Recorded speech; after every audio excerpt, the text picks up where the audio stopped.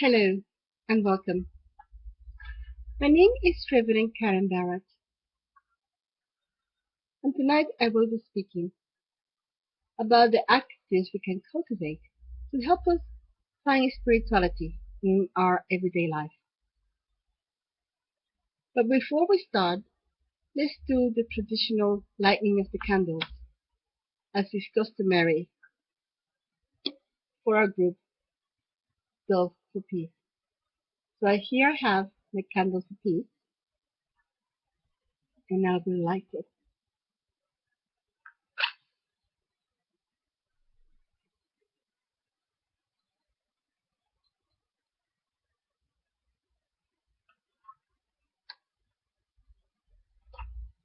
And I invite you to send peace to the world through this little light. May this light be a reminder of all the goodness and all the beauty and all the power and wisdom that live within all of us. May this light help us find solutions to many of the problems that face the world today. May this light dispel the shadows and darkness that sometimes take over our minds and our hearts and make us feel desperate and angry and fearful. May this light be a beacon of hope and peace for ourselves, for our loved ones, and for the world at large. And so it is. I'm going to put my leg here, get out of the way, and I'm going to invite you to just breathe with me. If you feel comfortable, close your eyes and just inhale and exhale naturally. And as you inhale, I'd like you to contemplate this idea.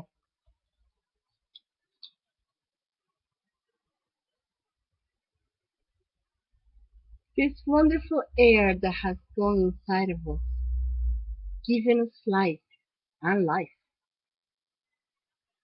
has traveled all throughout the world. It brings with it maybe a little bit of a storm from Japan, a little bit of fragrances of roses in Egypt. Inhale and feel this coolness, this silkiness. Now exhale. And know that a little bit part of you is traveling with that air. Inhale, exhale, and imagine, where is that little part of you going? Is it going to the Americas? Is it going to a tropical island? Will it become a cool breeze that makes the work of someone who works outdoors a bit kinder and nicer? Inhale, exhale.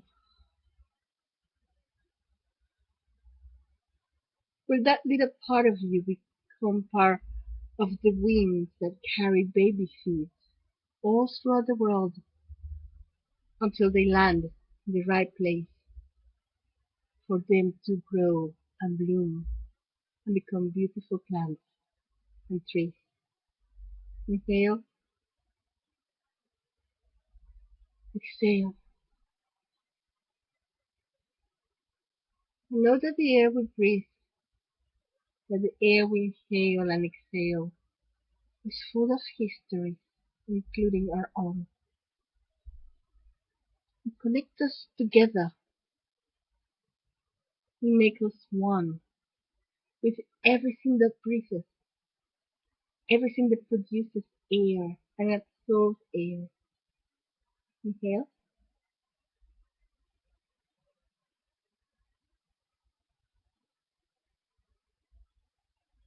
Maybe a little baby bird will be breathing a little bit of you. Maybe the air will mix with the water and become part of the sea.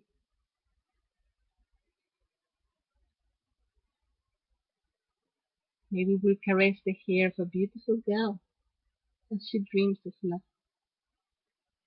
And all the stories we're drinking with the air, and we'll share it back with our in oneness and stillness and love.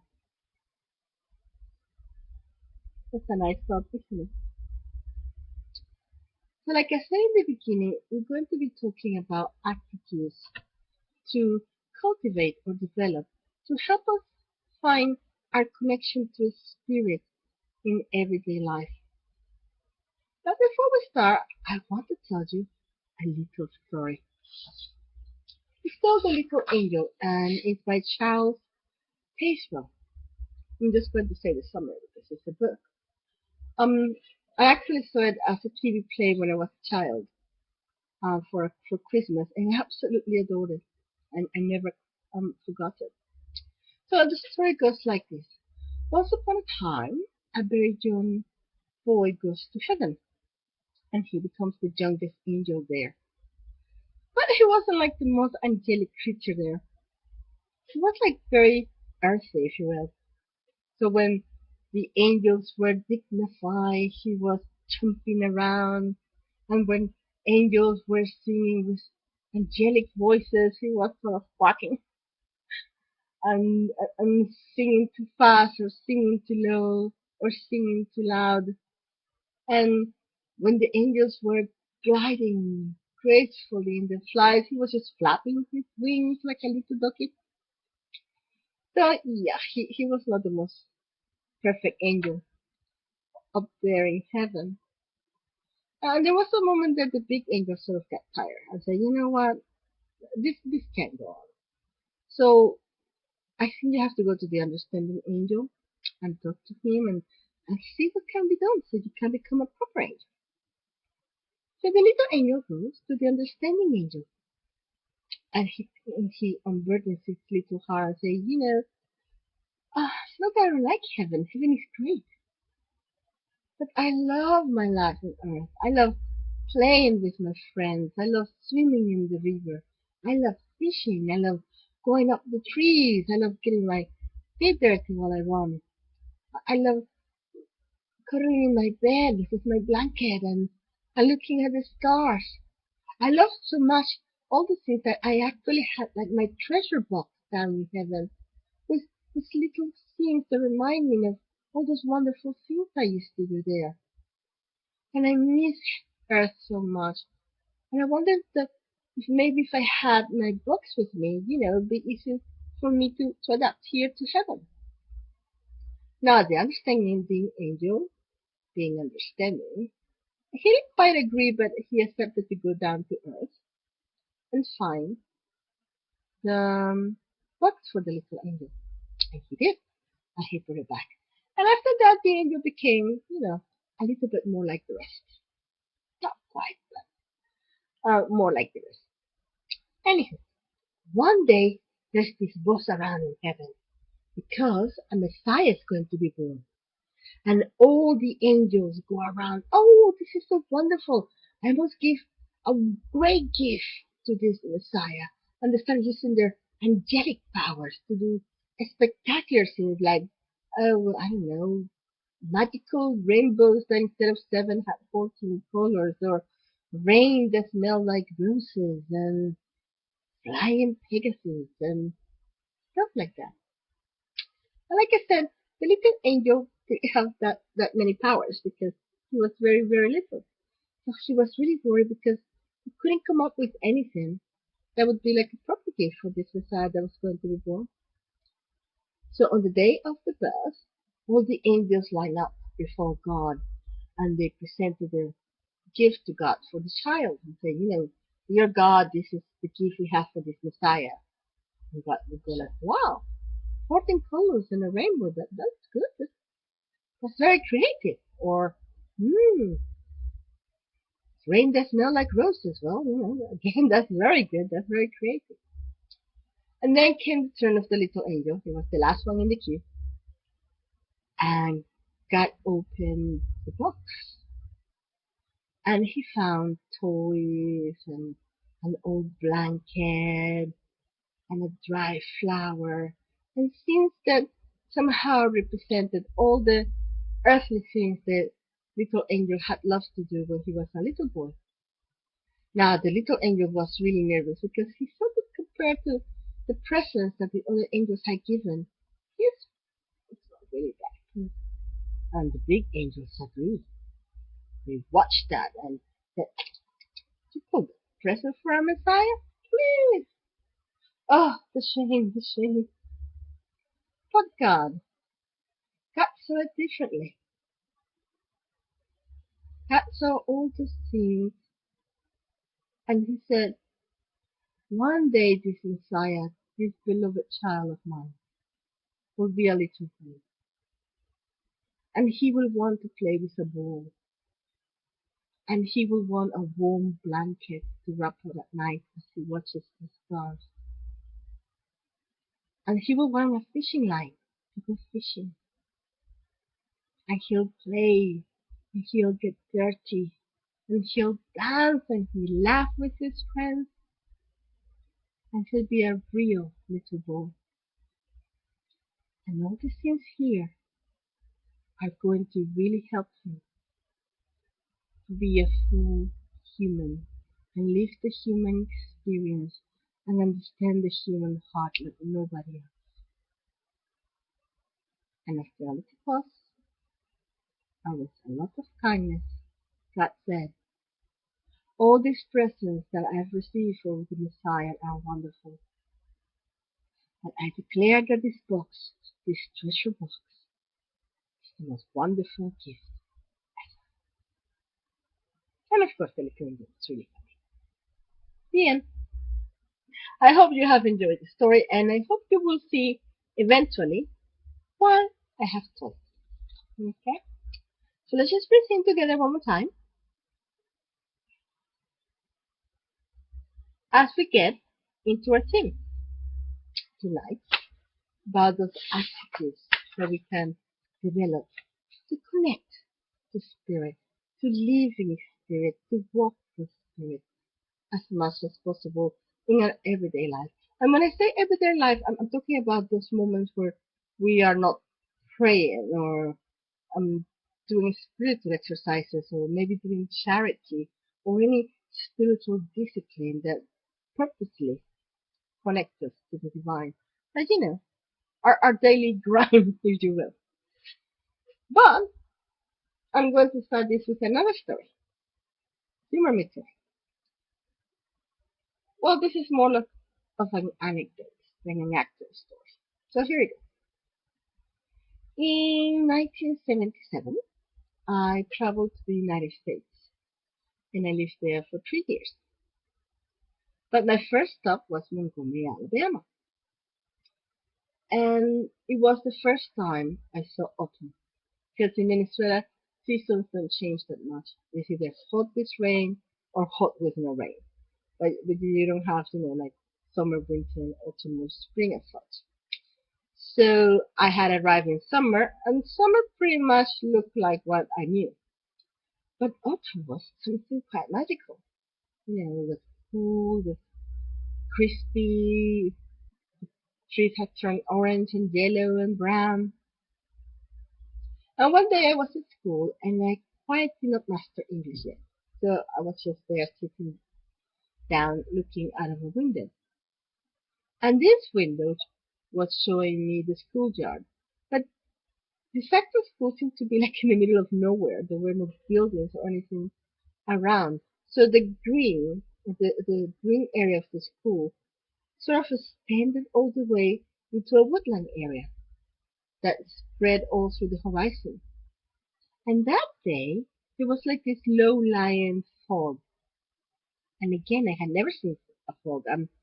I was still am a very urban person. So many trees and green and nature was new to me. So I was just sitting there, relaxing, not really paying attention to the teacher, but not being honest either. And it was like I was becoming very aware of everything around me. The warmth of the room, the other children around me, and yet the chill outside the window and the colors and that fog. And I was very, very relaxed and at the same time very, very awakened to everything around me. And from the fog I saw this little red speck that started moving towards me. And as it came and became bigger, I realized it was a fox. Now, like I said, I was a very urban girl. I had never seen a real fox in my life. I've seen foxes in movies or the illustration of nature books.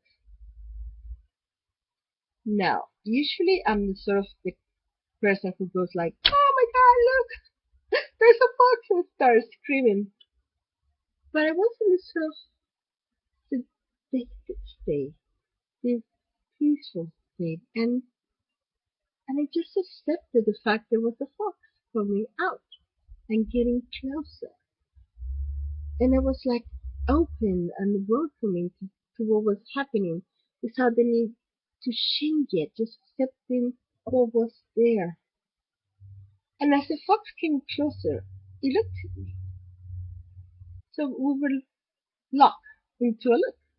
The fox was looking at me, I was looking at the fox, and I was, like I said before, fully aware of everything that was going around me. And yet I felt no need to change anything. And of course, at 12, I wouldn't use these words, but now I can describe this experience as perfect stillness and perfect peace, and this intense connection, not only to the animal outside the window, but almost everything. I was connected to everything, to the gray sky above and the gray floor below, and the wood of my seat and the warm air around me. And eventually the fox just turned around and left. And again, there was no urge or need to change anything. There was a sense of acceptance of, yeah, no, the fox has to go. And that's fine. No problem. That's cool. And we eventually disappeared into the fog. And that was about it. And yet, 38 years later, I cannot forget the first experience.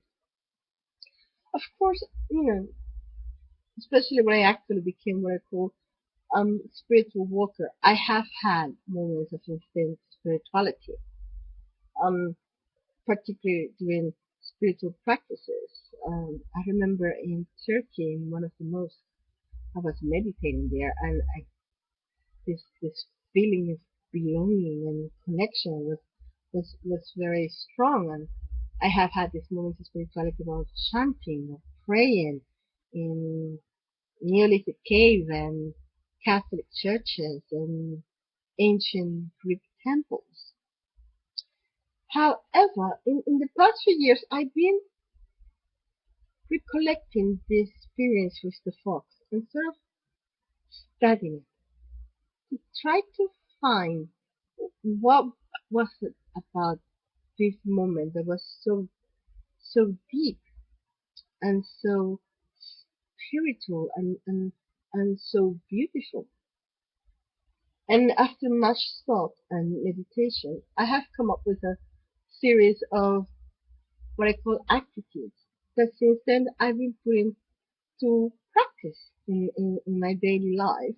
And I have found of great help to reconnect to spirit as I go up and about, cleaning the kitchen, going out to work, walking out the dog, cleaning the guinea pig cage, talking to my daughter, or watching TV. I'm not going to say that I have these experiences 24/7, but the more I'm cultivating this activities, the more I'm having this micro spiritual experiences every day, and sometimes more than once a day.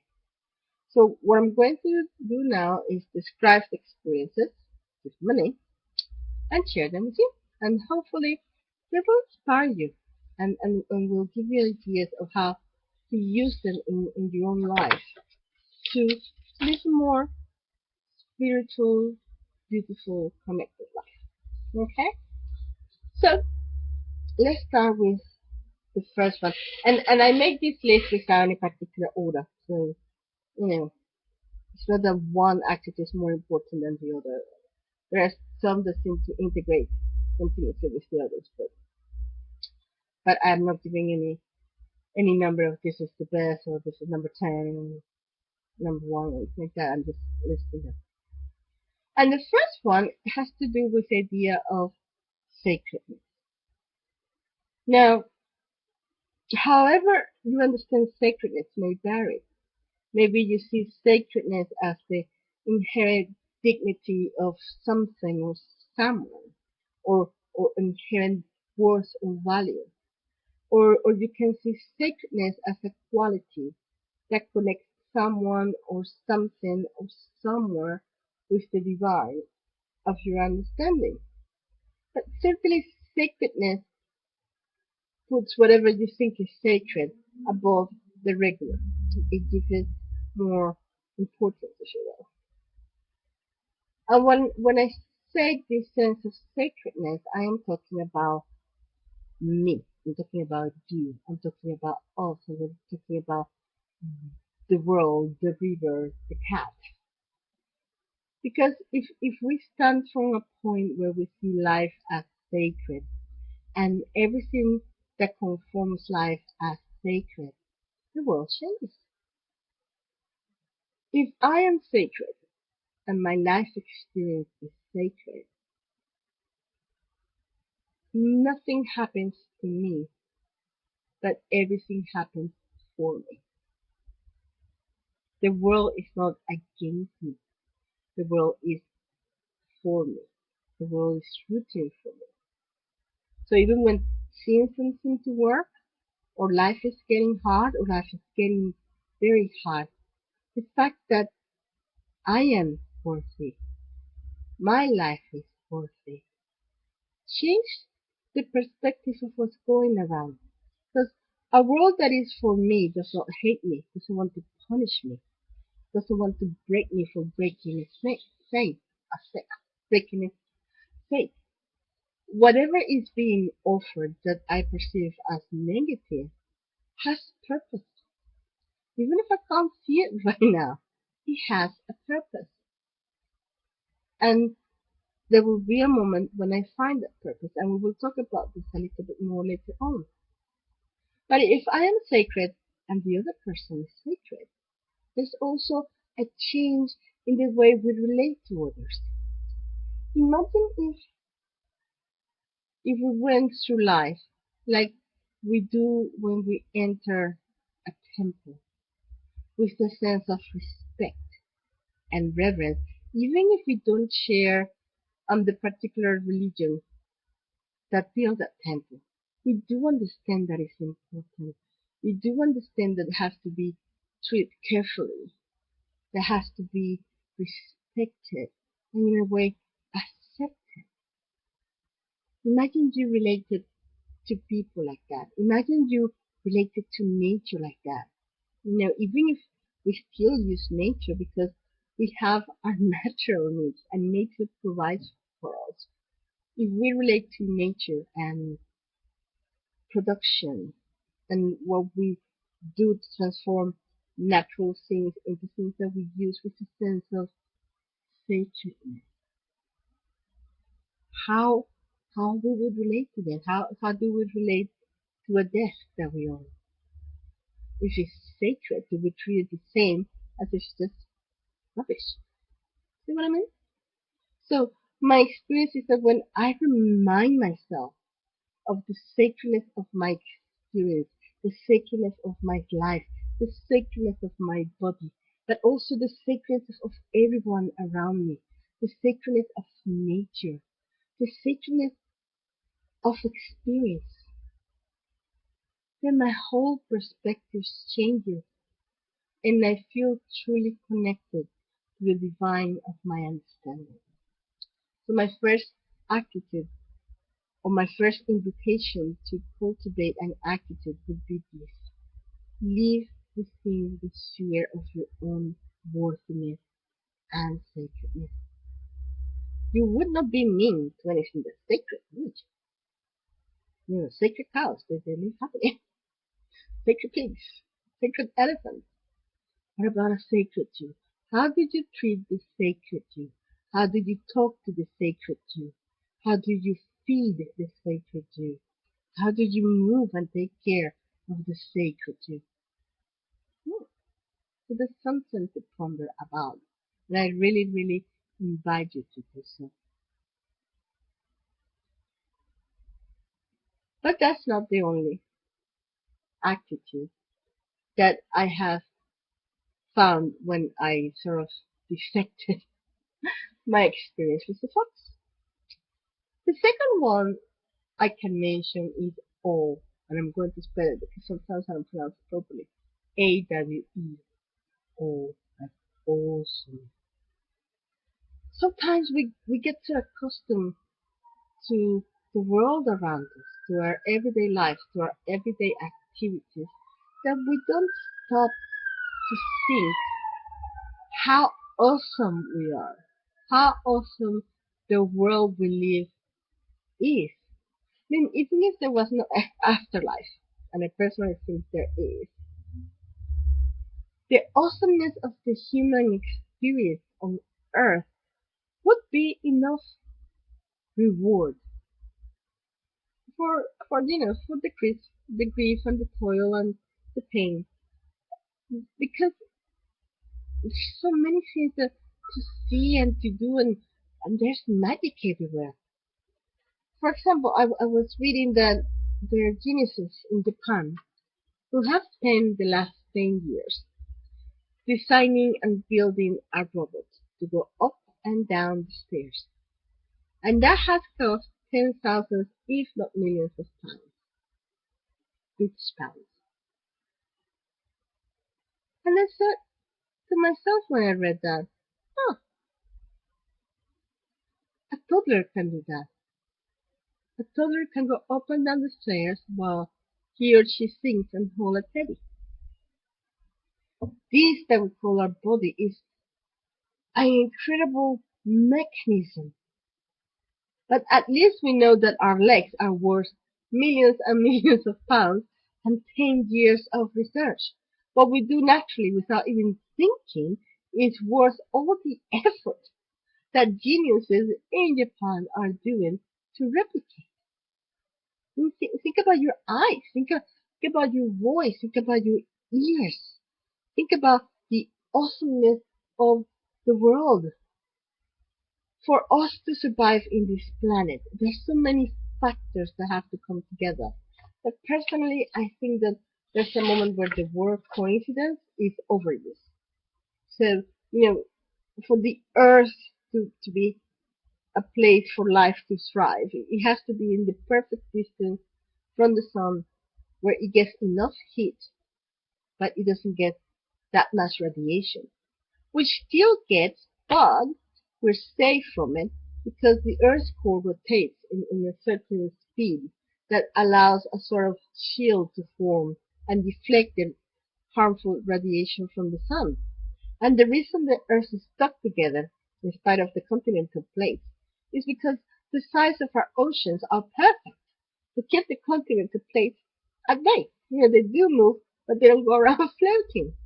And like that, you have different reasons why this planet is capable to hold life. And each of them is awesome. Think about it. So every time you do something, stop for a second of everything that had to come together for what you're doing be done. If if you're washing your face, think about it, about all the movements that your hand has to do, about the water that has been brought from a river by a tube all the way to the fifth floor. Think about the person who invented the faucet. Think about your skin when it feels the water, how it reacts, and your whole body, how it reacts when it's being washed. Think about the awesomeness of the fact that you can control, apparently, at least up to a point, this natural resource. Think about the fact, like we did when we did the breathing exercise, that this water coming from a river that first came through the rain, and this rain could have happened anywhere in the world, and now it's on your face, cleaning you and making you breathe. So as you stop and think about it, you realize the awesomeness of life. And when you realize the awesomeness of life, you cannot help but feel connected to something greater than you.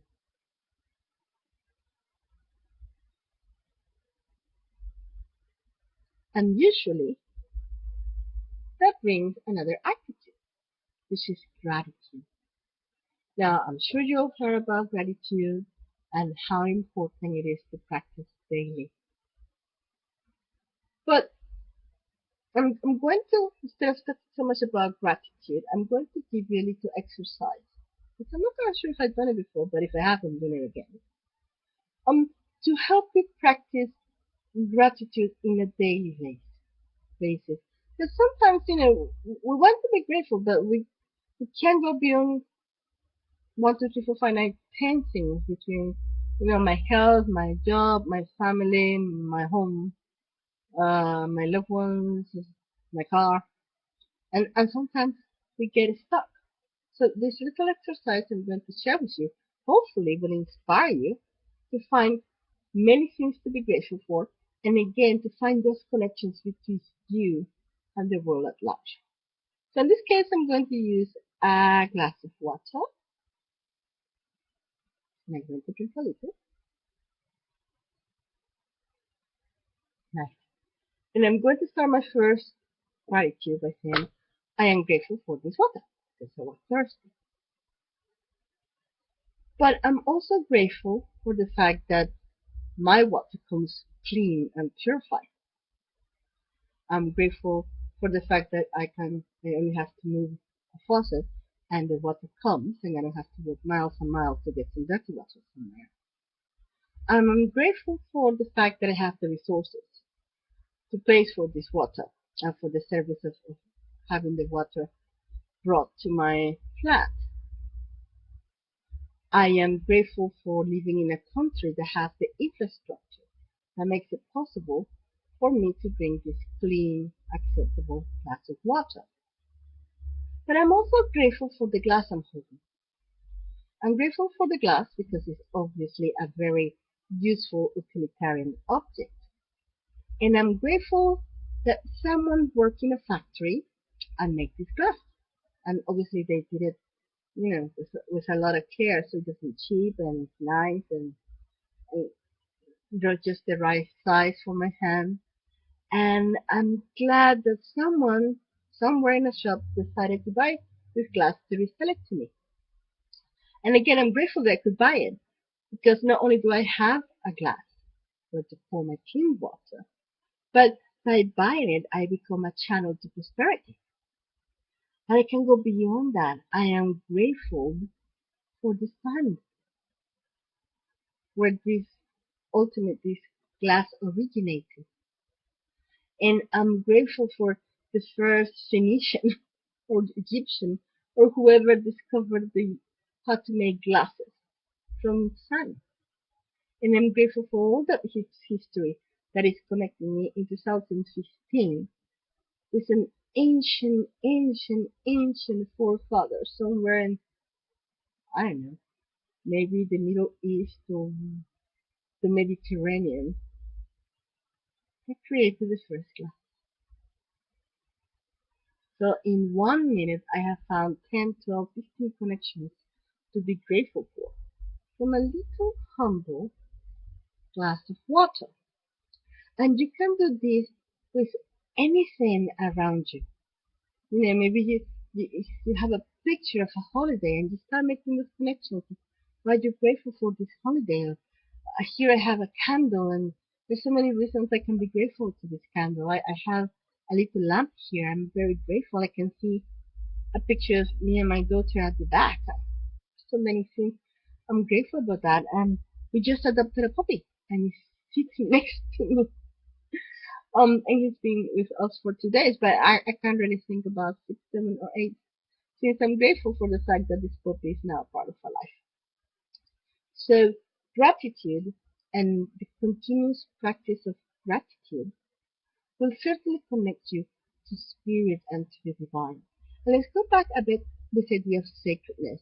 Remember I told you, when we live in sacredness, things happen for us and not to us.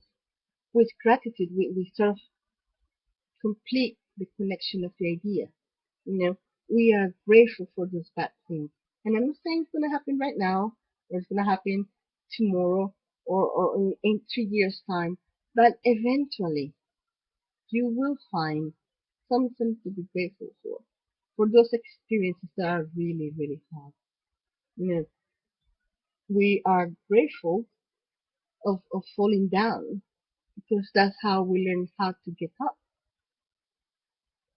I'm grateful of broken hearts because only a broken heart has created a space for your personal light to go out and for other people's light to go in. When your heart has been broken, you find a brotherhood, a fellowship of sorts with so many people. You become more understanding, you become kinder and softer and humbler if you allow it to, if you practice gratitude from this place of sacredness. But if you don't, well, quite the opposite will happen. You'll become sour and angry and hateful. But sacredness and gratitude together will allow you to overcome that brokenness, that pain, that disillusion, that deception, that disappointment, and eventually turn it into nourishment to help you grow, to help you realize who you are and what's your metal and how much can you take and how much can you give. So that would be gratitude. Now, another of the attitudes that I found when I was studying my personal experience with the fox was acceptance. One of the things I still remember to this day when the fox turned around was that I accepted it. I didn't ask for the fox to stay, or I was not disappointed because the fox did not stay. You know, I accepted that the fox came, and I accepted that the fox later went away. And when we work within acceptance, life becomes clearer. When we accept who we are, and when we accept who other people are, you know, choices open in front of us. You know, we can accept people who they are and decide whatever we want to stay with them, and we can work with whatever they have that we really don't like, whatever qualities we're not really into. Or we can decide, you know, I cannot work with this person or live with this person with these qualities, so I'm going to make a different choices. But everything starts by accepting what it is and how it is at the moment, you know. And this you can apply this to so many things. Sometimes we feel frustrated with ourselves because we are not what we should be. And usually this should be has nothing to do with us. It has to do with other people's ideas of what should be. But when we said this is how we are, which is not to say that we cannot foster some qualities and learn to control others. But first we start by accepting who we are and what we are and the skills we have and the skills that we don't have. And from there, we can make a plan. How I'm going to work with what I have. We also have to accept that, you know, life changes, things come, things go. Nothing lasts forever. These too will pass. And we accept that some people will like us and some people will not. And we accept that we will get hurt and we probably will hurt some people along the way in this life experience. So acceptance is not a passiveness, like, oh, I accept this. It's a clearness. It's looking at things how they are. And from there, making choices. And from there, learning to be in the moment. If you accept that whatever moment will pass, to just enjoy the moment you do have because you don't know how long it's going to last. Maybe if I had known that that fox was going to be there for only 3 minutes, I would have worried. Oh, I only have 3 minutes to watch the fox. I only have 3 minutes to connect to the fox. But I didn't know that, so I was totally in the present because there was this sense of acceptance. So fostering acceptance can make life so much simpler in so many ways. And it will help us make us stronger when things do pass, when things are not exactly how we wish they were. Okay? Good. Now, oh shoot. This is another quality or attitude, which I will have a bit of problem trying to give a name to it. So I'm calling it questioning. It has been said that I think I have read it. The unexamined life is no worth living. It's a bit harsh. But what I find out that questioning the things that happen to you and around you do open you to many, many lessons. And I say questioning and I say question, but basically all the questions are a variation of the first question, which is, what's in it for me? When something happens to you, especially if it's something negative, the question I have trained myself to ask myself is, what am I learning from this? What gift am I receiving from this? And some are obvious and some are not so obvious. If you fall down, well, or have learned maybe not to walk too fast in this kind of pavement. Or I have learned that if you fall down, you allow yourself a few seconds to let the pain wash away and then you get up. Or I have learned how to put on the band-aid.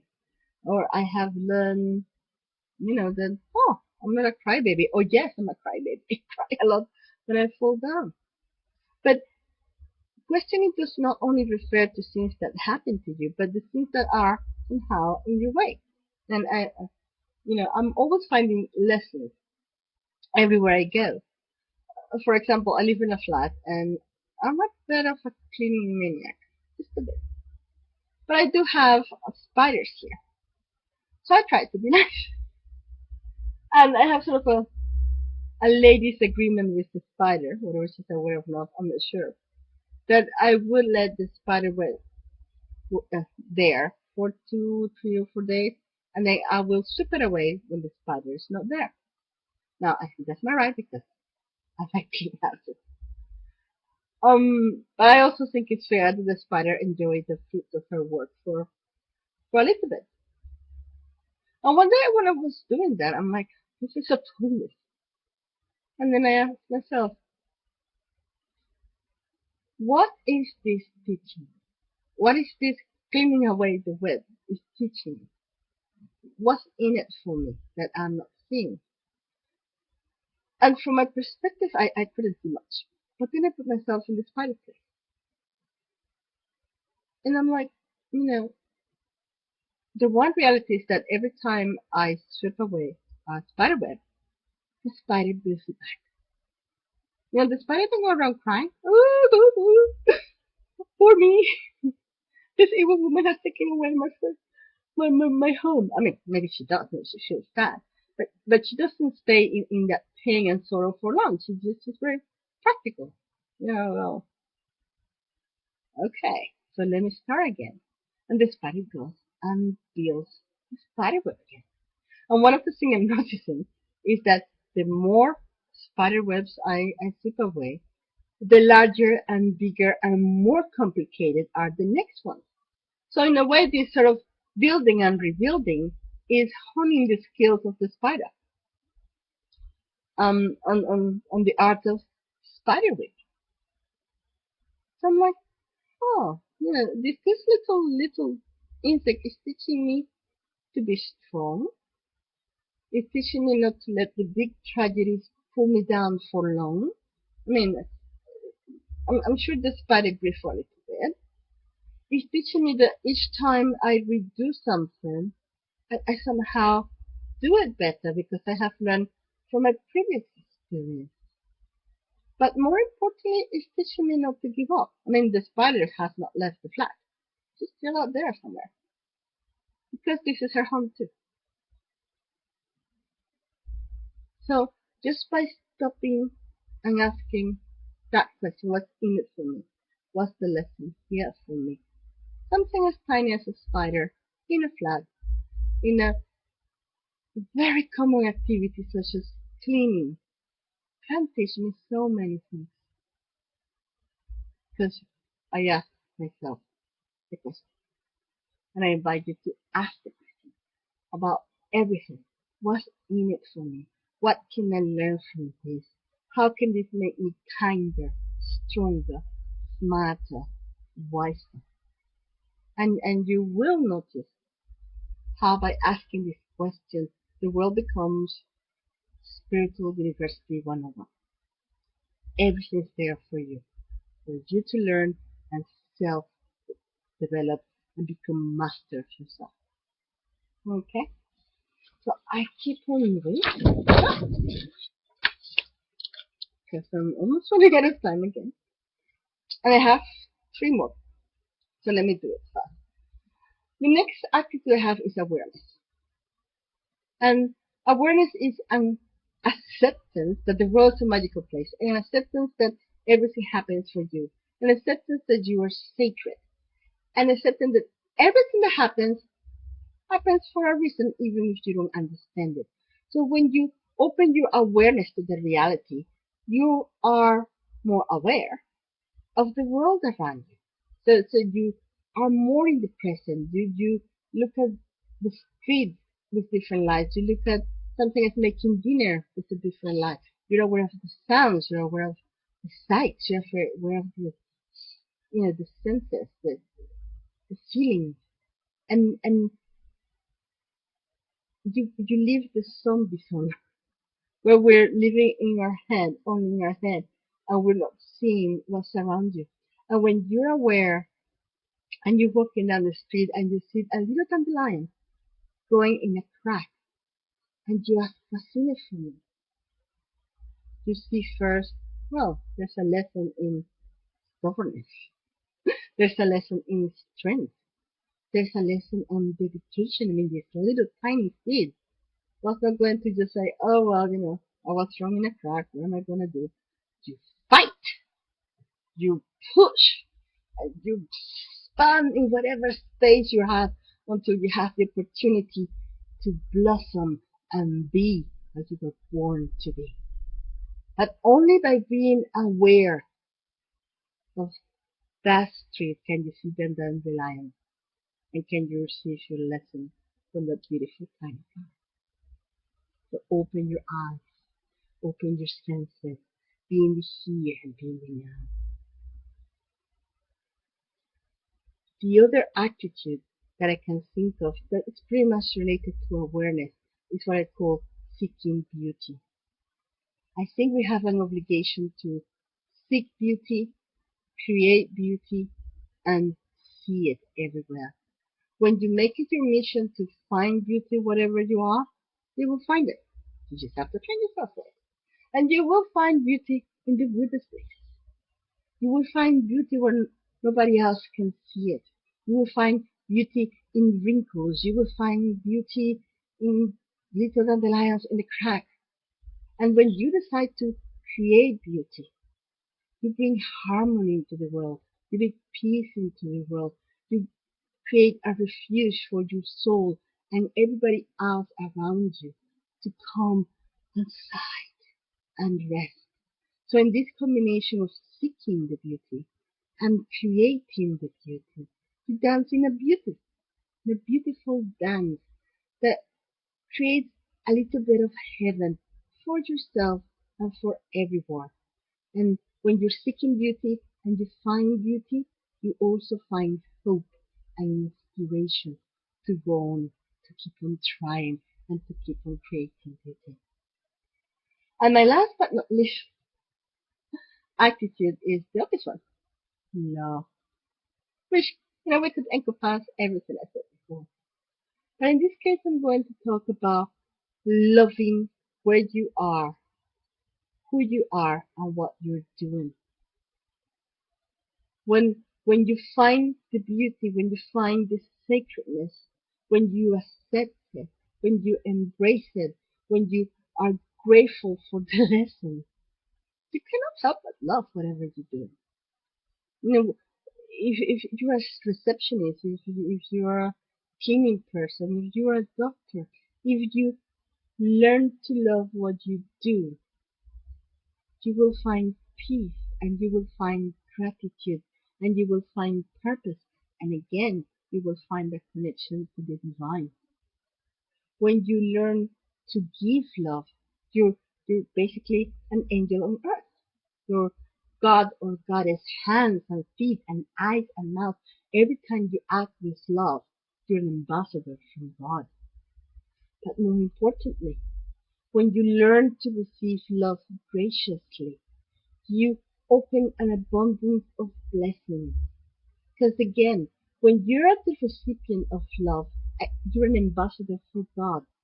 Some people don't know how to express love for God, but they can understand expressing love to what is close to them. You, an animal, a plant. And yes, it is for you, but ultimately it's for the light in you, for the divine in you. So the more gracious and open you are to receive that love that's given to you, you not only reverberate it back, wherever heaven is, up, down, side, but you're also echoing back to the giver. How does this happen to you? Many people do feel the need to express love and give love, but when they try to do so, the recipient just fall a barrier. Either does not receive the love or receive it in such a way that is hurtful and the people feel like I don't want to try to do this anymore. I'm doing this effort, I'm doing this action, I have gotten this present to say I love you and you have not received it, this love. So I feel ostracized from your life. I feel I'm not part from your life. I feel hurt and I feel broken and I don't like it. So I'm not going to try anymore. I'm not going to try with you and I'm not going to try with anybody else. So I like to get hurt. So actually when you receive love graciously, you're not only echoing it back to the person who gave it to you, but you're opening other doors for other people and other creatures to receive that love from the giver. And this is where the more you give, the more you take, and the more is handed back to everybody. So these are my attitudes, which to be honest, they have worked for me. And here we're going to try a little bit of Buddha. Don't believe me? Just try them and see how they work for you. Give them time. I keep on using the word cultivate. Like a little plant, little by little. Maybe you can do them all at once. Start with one, and when that one begins to flourish, then add another. I mean, I've been doing this for years now.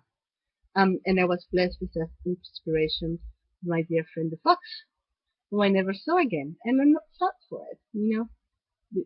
The present and the gift was so precious that maybe if I kept on seeing the fox, it would have lost that something unique that the experience has. So I think the key message of tonight is that yes, we're going to connect to the divine in many ways, and yes, going to sacred places, reading sacred books, doing a spiritual practice will connect us to the divine. But the divine is here in the now, is around us, is within us, is up and down, inside, left to right. You really don't have to go to the top of the mountain to see a guru, to find the divine. Is how you open yourself through this attitude, that you find this connection to it. And the more you practice this attitude, the stronger the connections are going to be. And I'm not going to promise that you're going to be a saint and that you're going to be happy, clappy 24/7. But I do tell you that if you do practice this attitude, you can have a sacred moment, a sacred second every day. So it's time for me to go. I want to thank you for the attention and for sharing this time with me. I hope that wherever you are, there's a little sun within and without. And I want to ask you to listen with me one more time as we send peace to the love, peace to the world, especially in this very confusing time where so many things are happening and no clear answers seem to be there. So let's just connect into our sacred humanness, our humanness, our humanity, our shared humanity. And let's send wishes or energy or prayers, however you call it. So every heart out there can find tonight the blessing of peace, the blessing of hope, the blessing of love. May every heart find a moment of respite, of restoration, and of healing.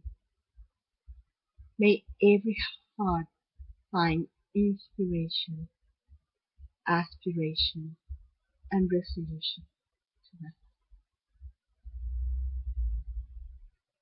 May there be peace in all of us. And so it is. Goodbye.